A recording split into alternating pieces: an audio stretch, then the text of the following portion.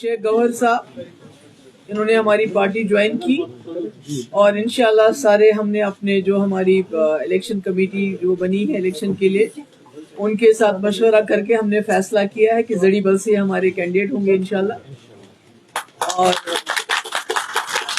हम चाहते हैं कि जो शहरी श्रीनगर में हम ऐसे कैंडिडेट दें जो अच्छे हो, पढ़े लिखे हो, दीनदार हो, क्योंकि श्रीनगर के साथ मुफ्ती साहब को खास अकीदत थी और मुफ्ती साहब को आपको याद होगा कि जो आखिरी दौरा था वो भी उनका डाउन टाउन का था। और हमारी भी कोशिश रहेगी कि श्रीनगर के लोगों की प्रॉब्लम्स बहुत ज़्यादा हैं, बहुत मुश्किलात हैं यहाँ, गरीबी भी बहुत है, एक एक घर में 4-4 फैमिलीज रहते हैं। इसके लिए भी मुफ्ती साहब का एक प्रोग्राम था कि इनको बाहर ले जाएंगे, मगर अब हमारा अगर इंशाल्लाह हमारी सरकार बनी तो वी विल गो वर्टिकल, कि जहां हम बनाते हैं मैरिज हॉल्स बनाते हैं, दूसरी चीजें बनाते हैं, तो मैरिज हॉल्स के साथ साथ अगर हमें जगह मिलेगी तो हम बड़ी बड़ी बिल्डिंग्स बनाएंगे, फ्लैट्स बनाएंगे, जहां हम ये जो घर में जो इनमें कंजेशन है उसको दूर करेंगे। और शहरी श्रीनगर में बेरोजगारी भी बहुत है, गाँव में हमारा रहबर तालीम है, बाकी स्कीम्स हैं।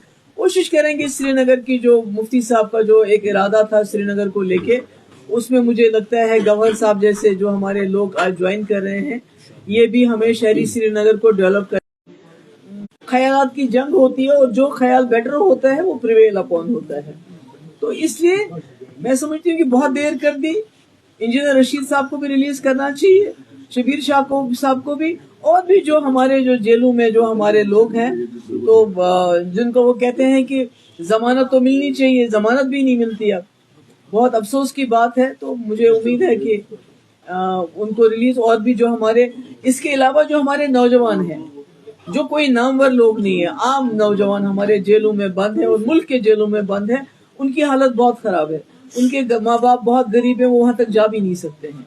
तो मैं कहती हूँ गवर्नमेंट ऑफ इंडिया, चूंकि इलेक्शन का प्रोसेस शुरू किया आपने, आप बार बार कहते हैं कि हम जम्मू कश्मीर के लोगों के साथ रिकंसिलेशन चाहते हैं, तो मैं कहती हूँ जेलों के दरवाजे खोल दीजिए तो रिकंसिलेशन का एक सिलसिला शुरू हो जाएगा। Thank you so much. Madam एक सवाल है मेरा, क्योंकि कई सारे लीडर्स जो आपकी पार्टी को ऑलरेडी ज्वाइन कर चुके हैं और हर एक जगह पर आप अपनी कैंडिडेट भी अनाउंस कर चुके हैं, लेकिन ये भी खदशा जाहिर हो रहा है कि क्या महबूबा मुफ्ती जो है खुद कहीं पे पार्टिसिपेट कर सकती है, क्योंकि लोगों के अंदर क्यूरियोसिटी है कि आप अपोजिशन पार्टी की अगर बात करें, वो ऑलरेडी लीडर्स अनाउंस कर चुके, पहले कहा कि नहीं लड़ेंगे, फिर उसके बाद कल जो है लिस्ट सामने आया, तो महबूबा मुफ्ती का इस पे क्या कुछ कहना है? देखिए मैं क्या कहूँ, उमर साहब ने खुद कहा कि मुझे चपरासी की ट्रांसफर के लिए गवर्नर साहब के दरवाजे पे जाना पड़ेगा। मुझे चपरासी की ट्रांसफर की फिक्र नहीं है, मगर मैं वो वजीर आला रही हूँ जिसने बीजेपी की सरकार के साथ सरकार चलाई, 12,000 नौजवानों की FIR वापस ले। क्या आज आप ऐसा कर सकते हो? मैंने as a chief minister Modi के साथ सरकार बनाते हुए सेपरेटिस्ट को खत लिखा, दावत दी बातचीत की। क्या आप ऐसा कर सकते हो आज? मैंने सीज फायर करवाया, क्या आज आप कर सकते हो? मैंने पूरे मुल्क की लीडरशिप को लाया और हुर्रियत के दरवाजों पे गए वो कि आइए बताइए हमें क्या है। तो मैंने बहुत ही पावरफुल चीफ मिनिस्टर रही हूँ, मेरी असेंबली बहुत पावरफुल थी, हमारे पास रेजिडेंटरी पावर्स थे। तो आज खुदा ना खास्ता एक म्यूनिसिपैलिटी का इन्होंने शक्ल दे दी हमारी असेंबली को कि आप कोई कानून पास नहीं कर सकते हैं, बकौल उमर साहब आप एक चपरासी की ट्रांसफर नहीं कर सकते। मैं तो कहती हूँ अगर मेरे पास कल कोई आएगा कि नौजवान बेगुनाह बंद है, उसको छोड़ना है, जब मैं उस नौजवान को नहीं छोड़ सकती हूँ जिसने 12,000 नौजवानों को FIR वापस ली, अगर आज वो चीफ मिनिस्टर बन के एक FIR वापस नहीं ले सकती तो फिर क्या करना है इसी चीफ मिनिस्टर को? शोभा जी, कल जो डॉक्टर फारूक अब्दुल्ला ने अवंतीपुरा में बयान दिया है कि आर्टिकल 370 की बहाली को 100 साल लग सकते हैं, so how would you react? नहीं देखिए, मैं तो फारूक साहब का आपने उनसे पूछना चाहिए था कि उन्होंने ऐसा क्यों कहा। मेरे ख्याल में नाउमीदी कुफर है और PDP बड़े मसले के लिए लड़ रही है। जैसे आपको पता है कि PDP वाहिद एक जमात है जो एजेंडा लेके आती है उसको इम्प्लीमेंट करती है। जब हम 2002 में सरकार बनी, हमने कहा था हम पोटा खत्म करेंगे, हमने किया। उसके बाद हमने बोला हम रास्ता खोलेंगे, हमने खोले मुजफ्फराबाद रावलाकोट। हमने कहा हम बातचीत कराएंगे, तो वाजपेयी जी की बातचीत, LK अडवाणी की बातचीत हमने हुर्रियत के लीडरों से कराई। तो हम तो अपने एजेंडे पे चलते हैं और आज भी हमारा एजेंडा है कि मसले कश्मीर मसला है, उसको आप इग्नोर नहीं कर सकते। तो उसको हल करने के लिए जो 370 है उसको भी रेस्टोर करना बहुत जरूरी हो जाएगा। एनसी और कांग्रेस की अलायंस के बाद पीडीपी का इस आने वाले इलेक्शन में क्या एक्सपेक्टेशंस है? देखिए, हम तो हमेशा अकेले लड़े हैं। 99 से जब से हमारी जमात बनी है, हम तो हमेशा अकेले लड़े हैं और लोगों के सहारे लड़े हैं, लोगों को की तकलीफें दूर करने के लिए लड़े हैं। मैं तो कांग्रेस में थी, सीएलपी लीडर थी, मुफ्ती साहब मेंबर पार्लियामेंट थे, तो हमने छोड़ के एक ऐसा प्लेटफॉर्म पीडीपी बनाई जिसका काम है, जिसका बेसिक एजेंडा है जम्मू कश्मीर को एक बाइज्जत दौर में लाना, एक पीस विद डिग्निटी देना। तो हम उस एजेंडे को लेके चले। हमारे साथ कोई चलता है नहीं आता है, लोग हमारे साथ होने चाहिए। जमात इस्लामी और सेपरेटिस्ट चुनाव में आ रहे हैं, उनका वेलकम किया जा रहा है, लेकिन दूसरी ओर अगर हम देखें एम्प्लॉइज को नौकरियों से निकाला जा रहा है कि आपके पिता या आपके कोई रिलेटिव थे वो मिलिटेंट। बहुत गलत है। वही तो मैं कह रही हूँ कि लोगों को जेलों में बंद करना, एम्प्लॉइज को बिला वजह नौकरियों से निकालना, उनसे ये हक भी छीन लेना। वो अदालत में जाएंगे तो डर लगता है उनको कि हमें जेल में न डाल दें। जर्नलिस्ट को यूएपीए के अंदर बंद करना, तो मैं कहती हूँ ये ख्यालात की जंग है जिसको आप इस तरह नहीं जीत सकते। आप ताकत के बलबूते पे जम्मू कश्मीर का जो मसला है उसको हल नहीं कर सकते। आपको रिकंसिलिएशन, रीच आउट करना पड़ेगा यहाँ के लोगों के साथ, उसके बगैर कोई चारा नहीं। और मेरे ख्याल में ये जो शबीर शाह साहब हैं या दूसरे, उनको छुड़ाना, उनको जेलों से रिहा करना, ये एक अच्छी बात है।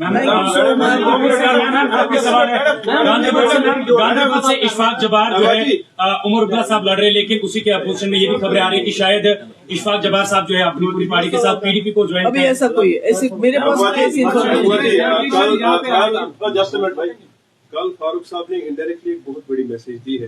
जब उनसे पूछा गया कि जमात इस्लामी के पार्टिसिपेंट्स आ रहे हैं इसमें, उन्होंने इनडायरेक्टली ये बात कहा, इसको कल सबके सामने कहा कि ये अच्छी बात है जमात इस्लामी के लोग आए, इससे बेहतर कि वो चोरी छुपे सपोर्ट करें।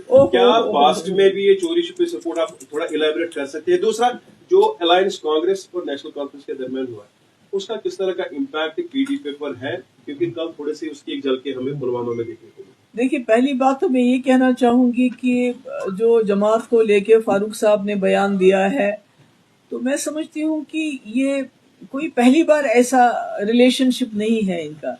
87 में जब जमात फील्ड में थी, मैदान में थी, तब भी ये कांग्रेस एनसी अलायंस उस वक्त हुई।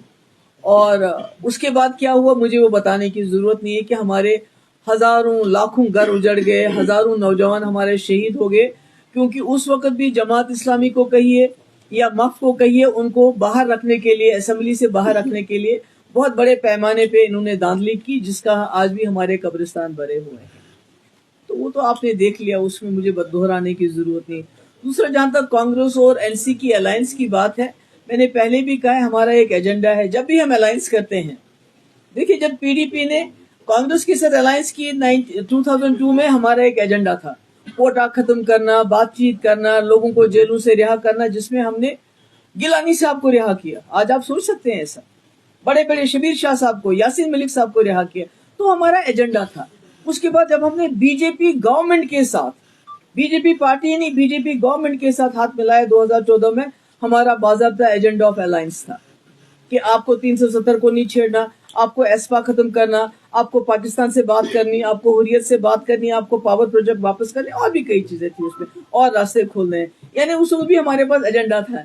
तो जब भी कांग्रेस और एनसी की आपस में इनका अलायंस होता है तो ये कुर्सी के लिए होता है। तो अगर मुफ्ती साहब को कुर्सी चाहिए होती 2014 में, नेशनल कॉन्फ्रेंस भी ऑफर कर रही थी, कांग्रेस भी ऑफर कर रही थी, तो मेरे ख्याल में अलायंस पीडीपी के लिए इट गोज बियॉन्ड पावर। जो हमारा एजेंडा वो सबसे ज्यादा जरूरी है। और अगर एनसी और कांग्रेस का जो आपस में मेल है वो एजेंडा के लिए नहीं, वो, और आपको पता है एक, अब मेरे ख्याल में एक हिस्ट्री है, जब जब पीडीपी और कांग्रेस जब हम मिले तो हमने लोगों के लिए काम किए, हमने लोगों को एक राहत दी, हीलिंग टच दिया। जब हम बीजेपी सरकार से मिले तो मैंने 12,000 नौजवानों की एफआईआर वापस ली, मैंने लेटर इनवाइट किया एज चीफ मिनिस्टर, मैंने मुल्क से एक बहुत बड़ा डेलीगेशन मिलाया बातचीत के लिए, मैंने वो सब कुछ किया जो हमारे एजेंडे में था। मगर जब इनकी हुई तो मकबूल भट्ट को फांसी, 87 में चोरियां, जिसका नतीजा हम आज देख रहे हैं। उसके बाद दोबारा अफजल गुरु को फांसी। तो ये तो आप लोगों के सामने सारा है कि क्या होता है। Ma'am are you a part of India alliance क्योंकि ma'am are you a part of India alliance क्योंकि जब वो यहाँ आते हैं देखिए मैंने कहा हमारा एजेंडा है, हम शीट शेयरिंग में अलायंस में नहीं यकीन रखते हैं, हम एजेंडे पे यकीन रखते हैं। यहाँ से क्वेश्चन ले लीजिए। Ma'am just one question ma'am, US diplomat जो है वो यहाँ के पॉलिटिकल लीडर्स से मिले, एनसी पीसी से मिले, did they approach you? And also my another second question is, do you think that outsiders are keeping a watch on Jammu and Kashmir elections like US? अरे वो तो मुझे मालूम नहीं है कि कौन आया कब आया, तो मुझे इसके बारे में कोई इन्फॉर्मेशन नहीं। Thank you so much.